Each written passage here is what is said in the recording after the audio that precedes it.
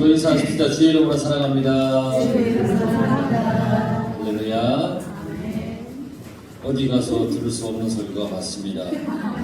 왜냐하면 저랑 똑같은 사람이 없기 때문입니다. 오늘도 여러분 가운데 하나님의 은혜가 넘쳐서 우리 여성교회가 이제 1년을 또 주 안에서 헌신하며 살아갈 때에 하나님의 큰 은혜와 축복이 넘치길 간절히 바랍니다.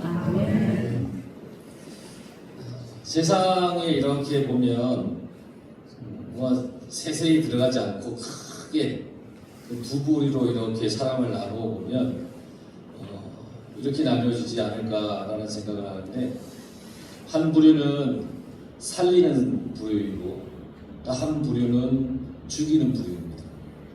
살리든지 죽이든지. 그래서 오늘 성경에 4절에 보면 선을 행하는 것과 악을 행하는 것, 생명을 구하는 것과 죽이는 것, 어느 것이 바른 선택이냐라고 주님이 물어보셨습니다. 살리는 것이 맞냐, 죽이는 게 맞냐, 선을 행하는 게 맞냐, 악을 행하는 게 맞냐, 주님이 물어보셨어요. 두 종류의 사람이 있다는 거예요. 두 부류가 있다는 거예요.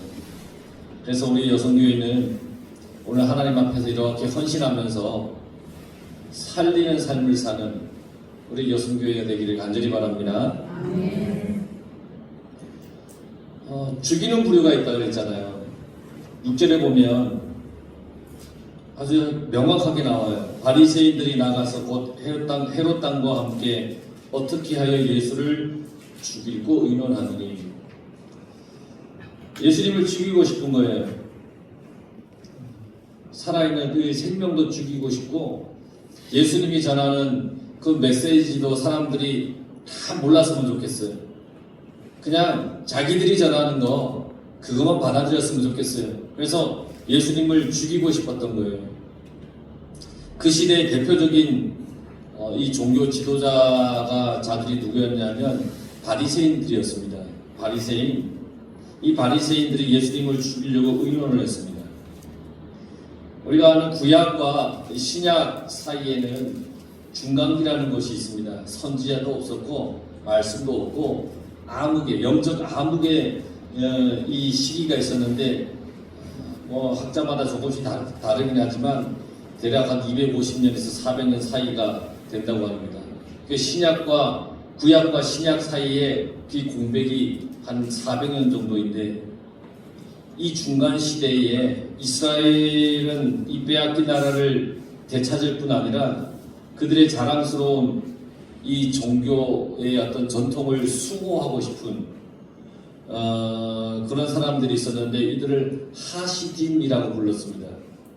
이제 전통적인 종교를, 이 믿음을 잘 지키고 싶은 경건한 사람들이에요. 하시딤인데, 이 사람들의 후예가 바리새인들이에요. 그런데 그러니까 원래 이 바리새인들은 믿음을 잘 지키고 신앙의 전통을 잘 지키고 싶었던 그 마음으로 세워진 사람들인데, 이들이 시간이 지나면서 이제 조금씩 잘못된 생각들을 하나씩 받아들이기 시작하는 거예요. 그러다 보니까 예수님 시대에 와서, 이제 신약 시대에 와서 예수님이 이렇게 보시니까 이들은 살리는 사람이 아니라 죽이는 자로 변해 있더라는 것이에요. 여러분, 우리도 조심해야 됩니다. 잘못된 생각을 받아들이기 시작하면 이 바리새인들과 마찬가지로 우리도 어쩌면 이웃을 죽이는 부류에 속해서 살아갈지도 모릅니다. 그러니까 잘못된 것들을 받아들이지 말고 여러분 온전히 하나님의 말씀, 하나님만 받아들이며 살아가시길 바랍니다. 오늘 말씀을 보면 이 정신적으로 혹은 종교적으로 얼마든지 살인할 수 있다는 것을 알게 돼요. 내가 이 생명을 죽이지 않아도 얼마든지 그 사람의 정신적, 종교적인 살인이 얼마든지 일어날 수 있다는 것을 알 수가 있는데, 그러면 어쩌다가 바리새인들이 그렇게 되었을까? 원래는 이 신앙의 전통을 잘 지키고 싶어서 이 모든 믿음의 길을 잘 지키고 싶은 하시딤이라고 하는 그 무리에서 비롯된 이 바리새인들이 왜 이렇게 잘못된 그런 상태가 되었을까? 오늘 성경이 몇 가지를 발견하게 됩니다. 우선은 그들의 마음이 완악함 때문이라고 했습니다. 5절에 보면 저희 마음의 완악함을 근심하사. 예수님이 바리새인들을 보니까 마음이 완악한 거예요. 이 완악하다라고 하는 것은 자기 외에는 아무도 생각하지 않는 사람이에요. 나만 생각하는 사람. 이 완악한 거예요. 오직 자신만 생각하는 이기적인 사람을 완악하다라고 얘기해요. 자, 여러분 완악하십니까? 아니십니까? 아니시길 바랍니다. 우리가 성경에 보면 완악하지 마라 그럽니다. 그리고 죄를 짓는 사람들을 향해 예수님이 너희들의 마음이 너무 완악하다라고 말씀하십니다. 이 완악은 내 마음이 이기심이 가득하다는 얘기예요. 다른 사람을 생각 안 해요. 나만 생각해요. 이 나만 생각한다라는 것은 나의 이익과 나의 유익만 생각하는 사람. 이 완악한 사람이에요. 오늘날 우리 사회가 이웃을 전혀 생각하지 않는 그런 사회로 점점 변해가고 있잖아요. 이웃을 생각 안 해요. 옆집에 누가 살든 말든 나는 신경 쓰지 않아요. 아무 관심도 없어요. 어려움을 당해도 관심이 없어요. 이것은 인간의 죄성 때문입니다. 철저한 이기주의. 이 이기주의 때문에 일어나지도 않아도 될 일들이 일어나는 거예요. 만약에 우리가 가장 사소한 일부터 시작해서 이웃을 헤아려 준다면 우리 삶에는 참 많은 변화가 일어날 겁니다. 사소한 것들을 헤아려 주면 우리 군인들도 부대에서 같은 전우들에게 사소한 것 하나 이렇게 헤아려주고 이해해주면 아마 그 부대에서는 아주 화기애애한 분위기의 부대가 될 거예요. 여러분 그렇게 살아가시기 바랍니다. 전우의 작은 것 하나라도 그러니까 이해해주는 거예요. 야, 너 왜 그래? 이게 아니라 왜 이럴까 하면서 이해를 해주는 거예요. 우리 성도들도 마찬가지죠. 이웃을 또 교우가 어떤 일을 했을 때 그 작은 것 하나라도 헤아려 주는 거예요. 그러면 우리 교회가 변하고 우리 여성교회가 변하고 여러분의 삶이 변하고 이게 점점 번져나가서 이 지역이 변해나갈 거라는 거예요. 그러니까 이기적인 것을 버리고 이웃을 생각하는 우리 성도들이 되길 간절히 바랍니다. 어느 대학교 화장실에 갔더니 이런 낙서가 있었어요. 제가 대학교 시절에 본 건데 다른 대학교를 가서 봤는데 아주 인상적이에요. 옛날 화장실 앞에 이렇게 옛날에는 많이 붙여놨어요. 이제 여러 가지 글귀도 붙여놓고 거기 보면 뭐라 써 있었냐면 기억하라. 화장실 안에 있는데 다 기억하라. 당신이 사색에 몰두해 있는 동안 밖에 있는 사람은 사색이 되어간다. 화장실 오래 있지 말라는 거예요. 그래가지고 있으면 밖에 있는 사람은 미쳐 죽는다는 거예요. 기억하라 이렇게 써 있어요. 그걸 보면서 참 무서웠어요. 재밌는 문구인데 작은 이기심이 때로는 우리 사회의 어떤 기초를 무너뜨리는 무서운 역할을 할 때가 있다는 거예요. 교회 안에도 이 종교적인 이기심이 있을 수 있다는 거예요. 당시에 바리새인들도 이런 생각에 사로잡혀 살았다는 거예요. 종교적인 이기심. 그게 문제였고요. 또 하나의 문제는 뭐냐? 그들은 독단적인 신앙 구조를 가지고 있었어요. 독단적인. 이걸 헬라어로 도그마티즘이라고 하는데 이거는 종교적 독단주의, 매우 위험해요. 어떤 거냐면 내가 어떤 특별한 신앙 체험을 했다고 해봅시다. 여러분들이 어떤 특별한 신앙 체험을 했어요. 평범하게 보통 하는 거 말고 훨씬 더 신비로운 신앙의 체험을 했다고 칩시다. 그리고 나서 문제는 뭐냐? 그런 특별한 신앙적인 체험을 모든 사람이 똑같이 나와 같이 해야 된다라고 주장을 하면서 자기의 특별한 신앙의 체험을 아주 절대화시키는 거예요. 이건 다 해야 돼. 이 체험을 다 해야 돼. 이러는 거예요. 대표적인 이단들의 특징이기도 해요. 기독교의 교리 중에서 어느 한 부분만 강조해서 그것만이 진리인 양 막 사람들을 혼란에 빠뜨리는 거예요. 우리는 복음 외에 그 어떤 것도 절대화시켜서는 안 됩니다. 내가 가지고 있는 신앙의 체험이 절대화되어서는 안 됩니다. 하나님의 말씀 말고는 그 어떤 것도 절대화되어서는 안 됩니다. 우리의 신앙의 체험이 만약에 그게 절대화된다면 반드시 이건 해야 돼 라고 독단적인 신앙을 갖는다면 우리도 바리새인과 같은 그런 독단주의에 빠질 수밖에 없어요. 그래서 오늘 본문에서 바리새인들이 빠진 두 가지 독단이 있어요. 첫째는 금식에 관한 생각이고 둘째는 안식일에 관한 잘못된 생각입니다. 먼저는 금식에 대해서 이야기를 해보면 마가복음 2장 18절에 이렇게 기록되어 있어요. 요한의 제자들과 바리새인들이 금식하고 있는지라 혹이 예수께 와서 말하되 요한의 제자들과 바리새인의 제자들은 금식을 하는데 어찌하여 당신의 제자들은 금식하지 아니하나이까.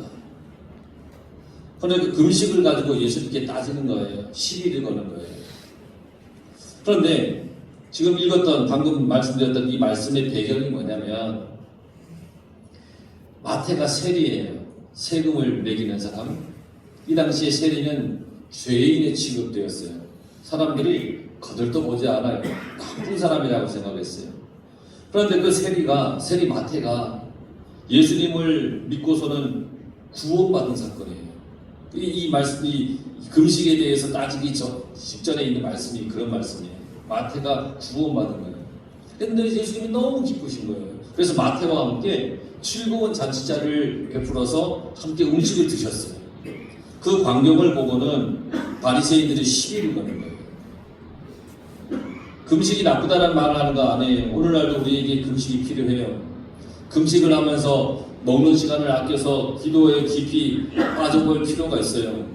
요즘같이 세상이 돌아가는 이 속도가 너무너무 빠른데 가끔은 금식을 통해서 조용히 내가 주님과 대화하는 시간이 필요해요. 그런데 문제는 뭐냐?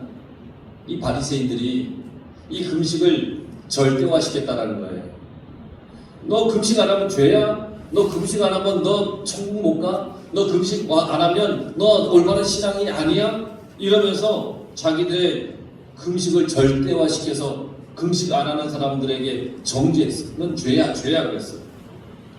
본래 이스라엘은 1년에 한 번 속죄일에 금식을 했습니다. 물론 어떤 비상사태, 국가적인 비상사태가 벌어지면 금식을 또 하긴 했습니다. 근데 일반적으로 1년에 한 번 금식을 했습니다. 속죄일에. 그런데 그러다가 어떤 사람이 1년에 한 번 금식하는 걸로 이게 경건할까? 아닐지도 몰라. 한 달에 한 번 금식해야 되는 건 아니야. 그러면서 한 달에 한 번 금식을 하게 돼요. 또 어떤 사람이 그래도 일주일에 한 번씩 해야 되는 거 아니야? 그래서 예수님 당시에는 바리새인들 중에는 심지어 일주일에 2번을 금식하는 그런 사람들도 있었어요. 그러니까 일주일에 2번 금식하는 사람은 일주일에 한 번 금식하는 사람 보면서 너 경건하지 않아. 또 일주일에 한 번 금식하는 사람이 한 달에 한 번 금식하는 사람 보고 너 경건하지 않아. 그럼 한 달에 한 번 금식하는 사람은 1년에 한 번 금식하는 사람 보고 한 번이 뭐야? 이러면서 내가 경건하다라고 스스로 그렇게 여기는, 그리고 다른 사람은 자기의 그 금식에 못 쫓아오면 죄인이고 구원 함이 없다라고 그렇게 정죄했다는 거예요. 근데 그런 그들이 가만히 보니까 예수님의 제자들은 이 금식을 하지 않아요. 왜 금식하지 않느냐고 시비를 거는 거예요. 그러니까 예수님께서 이렇게 말씀하세요. 예수께서 저희에게 이르시되 혼인집 손님들이 신랑과 함께 있을 때 금식할 수 있느냐? 신랑과 함께 있을 동안에는 금식할 수 없나니 그러나 신랑을 빼앗길 날이 이르리니 그날에는 금식할 것이라. 그러니까 예수님께서 금식이 필요 없어, 금식은 왜 금식해? 라고 말씀하신 것이 아니에요. 금식을 부인하지 않았어요. 금식이 필요하다고 말씀하셨어요. 언제 필요하냐? 신랑을 빼앗기는 날. 즉 예수님께서 십자가에 못 박히게 되는 그날 금식해라 그렇게 말씀하셨어요. 그러나 죄인 마태가 회개하고 돌아와서 이렇게 예수님의 제자가 되었으니까 지금은 즐겁게 잔치를 벌여야 할 그런 시간이고, 그러니 이 시간에 금식하지 않고 왜 금식하지 않느냐고 따지지 마라, 시비 걸지 마라 라고 말씀하시는 거예요. 그러니까 이 바리새인들의 독단적인 그 신앙에서 비롯된 잘못된 생각을 예수님께서 지적을 하셨다는 거예요. 여러분, 내가 가지고 있는 신앙의 기준으로 모든 사람을 바라보지 마시기 바랍니다. 어디에 기준을 맞추면 되는지 아세요? 믿음이 가장 연약한 사람에게 눈높이를 맞춰서 함께 신앙생활을 해나가면 그게 가장 괜찮은 겁니다.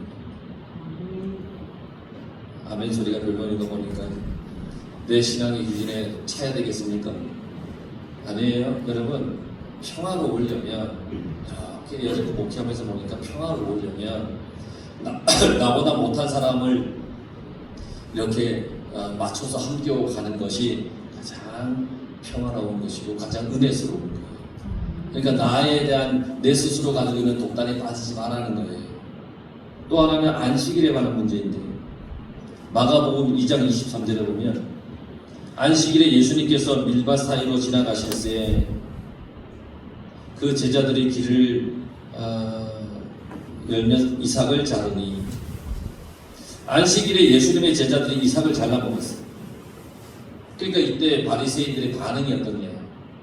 바리새인들이 예수께 말하되, 보시오, 저희가 어찌하여 안식일에 하지 못할 일을 하나이까? 그 안식일에 이렇게 이삭을 손으로 이렇게 먹었다는 거예요. 이 사건에 대해서 왜 안식일을 어겼는지에 대해서 한번 말씀드린 적 있잖아요. 이삭을 이렇게 훑은 거는 추수하는 거예요. 이렇게 막 이제 껍질을 뺏을 했다니 추수하는 행위예요. 이거 하지 말아야 되는데 왜 했냐는 거예요. 일하지 말아야 되는데 왜 했냐는 거예요. 그런데 예수님의 제자들이 쭉 배가 고팠으면 그 가다가 밀을 이렇게 잘라 먹었겠어요? 그런데 그 모습을 보고 이 바리새인들이 한다는 말이 안식일에 하지 못하게 되어 있는 일을 왜 했냐는 거예요. 왜 추수 같은 추수 행위를 했냐는 거예요. 그러나 중요한 것은 하나님께서 우리에게 안식일을 주실 때 주신 이유가 뭐냐? 우리 인간의 유익을 위해 안식을 주셨습니다. 그런데 바리새인은 그런 하나님의 마음을 알지도 못합니다.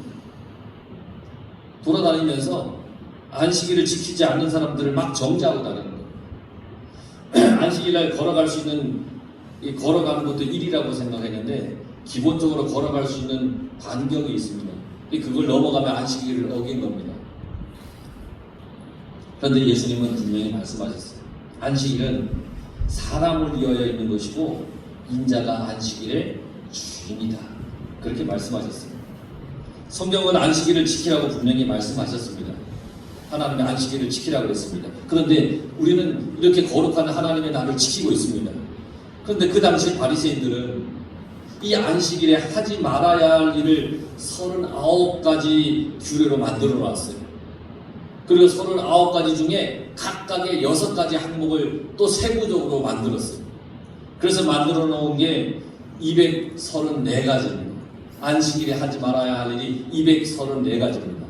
와, 주일날 하지 말아야 될 게 너무나 많아지는 겁니다.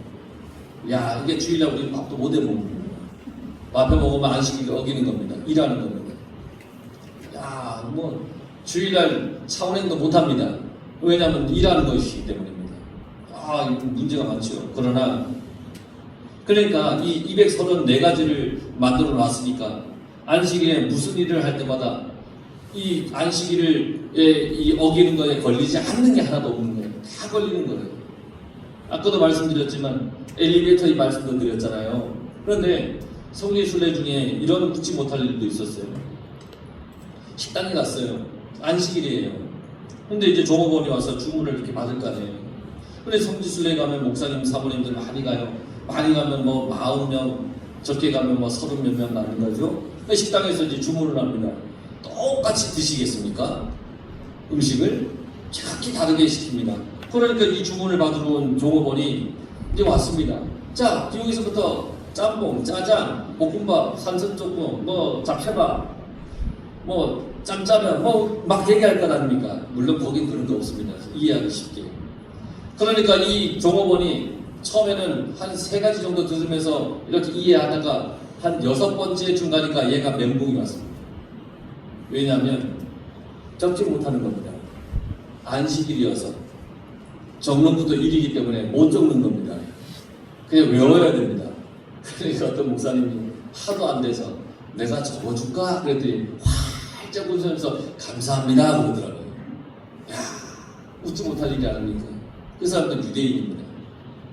안식일날 234가지 중에 아마 이 글씨를 쓰는 것도 규례에 어긋나는 거라고 봅니다. 그래 안 쓰는 거예요.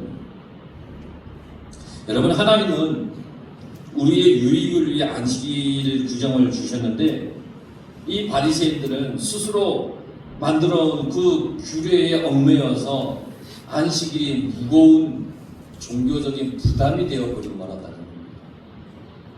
금식과 안식일에 대한 잘못된 이 독단적인 생각이 오히려 이 바리새인들을 올가매고 있었다는 거죠. 혹여나 여러분들의 신앙생활 속에서도 어떤 독단적인 요소가 있다면 여러분 반드시 버리십시오. 내가 가지고 있는 것, 내가 가지고 있는 기준, 이런 독단이 있다면 버리십시오. 헌신을 다짐하는 여러분들의 신앙에는 이런 독단이 없어야 됩니다. 자칫 잘못하면 신앙의 독단이 빠져버리면 하나님도 보이지 않는 겁니다. 하나님보다 내가 가지고 있는 기준이 훨씬 더 낫다, 아니면 그게 가장 큰 중요한 기준이 되어버리고 많은 경우도 있다는 것입니다. 이런 바리새인들은 사람을 죽이는 2가지 방법을 가지고 있었어요. 하나는 정죄하는 것, 하나는 편파적인 행동을 하는 것. 바리새인들과 서기관들이 예수님께서 세리와 죄인들과 함께 잡수시는 걸 보고 어찌하여 세리와 죄인들과 함께 먹는가? 라고 따져 물었습니다. 마찬가지로 저희가 어찌하여 안식일에 하지 못할 일을 하는가 하면서 여전히 따져 물었습니다. 이건 염려스러운 말이 아니라 가시돋친 말로 정죄하는 겁니다.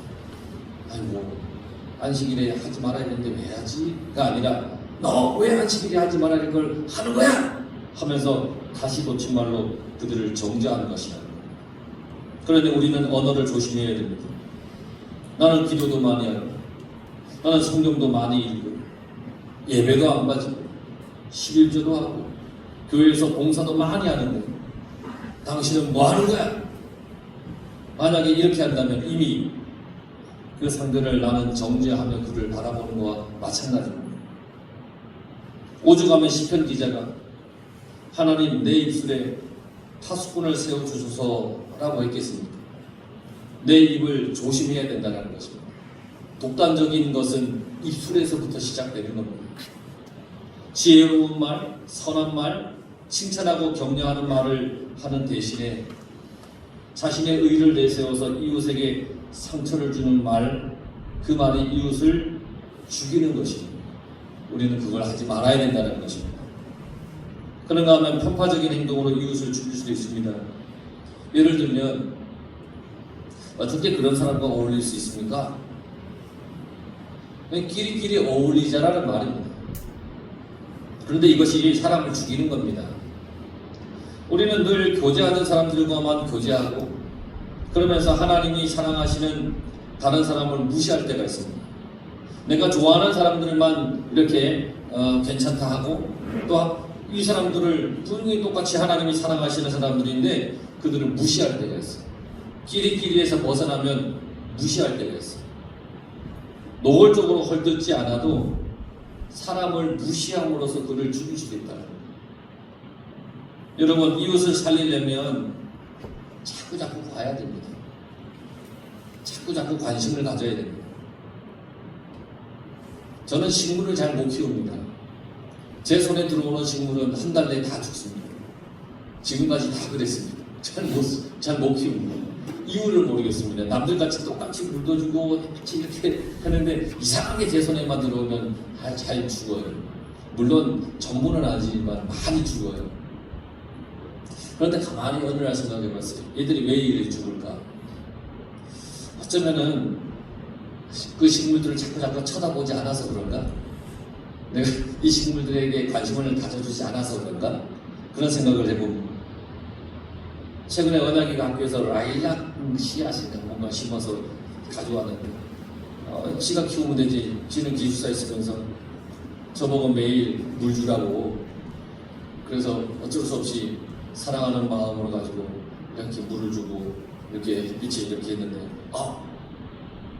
그 녀석은 지금 잘 살아나고 있습니다.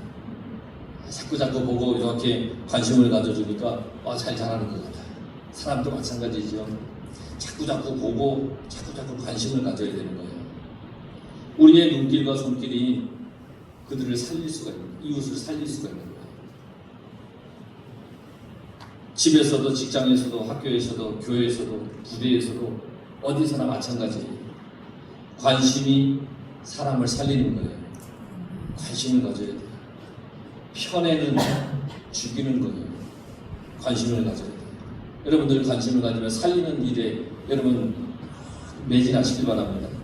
생명을 살리는 분이 예수님이십니다. 오늘 성경의 본문으로 들어오면 회당에 들어가셨어요. 예수님. 예배드리는 자 가운데 손 많은 사람이 있습니다. 이때 주님이 이루 말할 수 없는 불쌍한 심정과 자비하심으로 그를 바라봐요. 손 많은 사람은 더 이상 어떤 작업을 할 수 없어요. 그 직업이 없어요. 낭만 속에 있어요. 그런데 예수님이 그를 보았어요.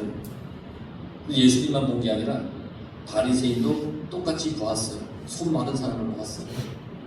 바리새인은 이 사람을 도울 생각으로 본 것이 아니에요. 그들은 관심 없어요. 이 사람이 낫든 말든 상관이 없어요.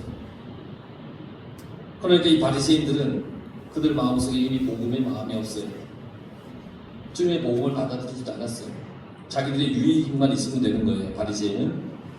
근데 복음이라는 것은 복된 소식이죠.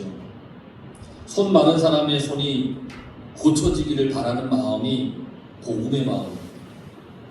어려움을 당한 사람의 그 어려움이 해결되기를 바라는 마음이 복음의 마음입니다. 그런데 놀라운 사실은 복음을 받아들인 그리스도인 안에도 이 복음적인 사고가 없을 수가 있습니다. 내가 예수님을 믿는다라고 신앙생활을 하지만 그들 속에 이 복음적인 생각이 없을 수가 있습니다. 즉 복음을 받아들였음에도 불구하고 아직까지 이웃을 정죄하고 비판하는 그런 것에서 벗어나지 못한 사람을 얘기하는 겁니다. 이런 말이 있죠. 어째 사람이 저럴 수 있어? 이건 매우 비복음적인 생각입니다. 어떻게 저럴 수 있어? 어떻게 그럴 수 있어? 근데 복음적인 생각은 뭐냐면 오죽했으면 저랬을 거야. 하나님께서 도와주실 거야. 아니면 내가 도울 일이 없을까? 이 마음이 복음적인 생각입니다. 그러므로 우리는 복음의 인생을 살아가야 됩니다. 복음의 인생으로 살아가기 위해서는 우리는 이웃을 사랑해야 됩니다. 그들을 어떻게 도울 것인가를 진지하게 생각을 해야 됩니다. 특히 믿음이나 삶의 형편이 약한 사람을 더 소중하게 여겨야 됩니다. 예수님께서 그 세리 마태를 어떻게 도우셨습니까? 그들에게 가장 필요한 것이 뭐였습니까? 인간적인 대우를 해주는 거예요. 근데 그 당시에 세리들은 인간적인 대우를 받지 못했습니다. 사람에게 버림받고 소외된 세리의 인생에 찾아가서 그들의 친구가 되어주셨습니다. 그리고 그들과 더불어 잔치자리를 만드신 것이죠. 이게 사회적인 큰 문제가 되실 줄 아셨어요. 바리새인들이 공격하실 줄 알았어요. 그러나 공개적으로 그들을 상대해 주었어요. 세리들을 이렇게 상대해 주셨다는 거예요. 손 많은 사람에게는 손을 펼 수 있도록 도와주셨어요. 그것이 그에게 필요했던 것이기 때문에 도와주신 거예요. 우리는 우리가 할 수 없는 일로 이웃을 도울 수는 없지만 할 수 있는 일은 해야 됩니다. 예수님은 단지 그의 손만 회복시킨 것이 아닙니다. 좌절하고 낙심 속에 미래를 포기했던 이 사람은 이 손이 치유됨과 동시에 인생에 대한 자존감과 희망이 회복되었습니다. 그리고 그의 영적인 문제 또한 주님께서 도와주셨다는 것입니다. 여러분, 우리는 이웃을 어떻게 도울까 생각해야 됩니다. 예수님은 이 사람을 돕기 위해 대가를 지불하셨습니다. 안식일을 범한 자라는 오해를 받았습니다. 그뿐 아니라 우리에게 주님의 사랑을 나타내기 위해 십자가의 희생까지 주님은 감당하셨다라는 것입니다. 우리는 자기를 희생하고 자기를 죽이고 이웃을 향해 살고 있는가? 나는 그렇게 하고 있나? 주님의 말씀대로 나는 살리는 인생으로 살고 있는가? 한번 생각해 봐야 됩니다. 이웃에게 사랑을 일하는 마음으로 살아가야 됩니다. 지금 함께 예배드리는 우리 모든 성도들이 주님의 심정으로 이웃을 사랑하고 또 그들에게 하나님의 사랑을 전하는 자세로 살았으면 좋겠습니다. 주님처럼 그렇게 했으면 좋겠습니다. 여러분들의 마음과 태도에 따라 이웃이 살기도 하고 죽기도 하는 겁니다. 우리가 믿음을 가지고 주님을 믿는다고 살아가는 인생으로 살아갑니다. 그러면 여러분, 살리는 인생이 되길 바랍니다. 그러면 그런 마음으로 살아가면 이웃만 사는 것이 아니라 여러분도 살고, 여러분의 가정도 살고, 교회도 살고, 모든 것이 살아나는 것입니다. 여러분, 헌신을 다짐하고 계시죠? 그러니 예수님처럼 그렇게 예수님 닮아가며 살려고 그렇게 살아가십시오. 주님께서 기뻐하신다면 그것으로 만족합니다 하면서 그렇게 살아가십시오. 주님께서 하듯이 모든 일에 헌신하고 살리려고 하는 그런 마음으로 살아가시길 바랍니다. 그래서 우리 여성교회가 이 한 해는 살리는 것입니다. 사람을 살리고 이웃을 살리고 모든 것을 살리는 그런 여성교회, 그런 우리 성도들 다 되길 간절히 축원합니다. 기도하겠습니다.